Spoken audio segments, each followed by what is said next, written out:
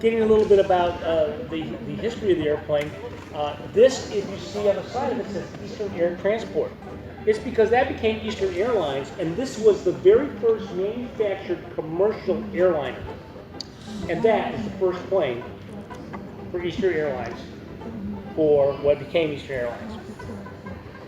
It served, this plane particularly served as a little of everything. It was the first international flight from Key West to Havana, Cuba. It served as actually Air Force One for the Dominican Republic, not for the United States. Eventually. Served as Dominican Airlines, okay, for a little while. It also was a crop duster. And if you go to get on the airplane, you're going to notice the doors a little different. Because for a while it served not only as a water bomber for putting out fires, but also as a smoke jumper aircraft. So the door is different, it's square on the bottom, so the jumpers can get out. And as an aircraft, even though it's very antiquated, it is a beautiful smoke jump airplane. I mean, I can't think of a better one. Slow, specific, wide door, out with your shovels and everything else. It's really great for that. The airframe, of course, like I said, built in 1926, going up to 33. Some things in aviation were very innovative at the time. If you look at, Wright Brothers in 1903, and then here you got World War I, things were kind of slow all the way up to 1925. And then all of a sudden, right at 1926, okay, everything started happening fast. We went from tiny little biplanes, in less than 10 years, little tiny biplanes go around the world, okay, with Amelia Earhart and other people. So we've done everything along that time frame. So it didn't take long because of all the innovation for this to become antiquated very fast.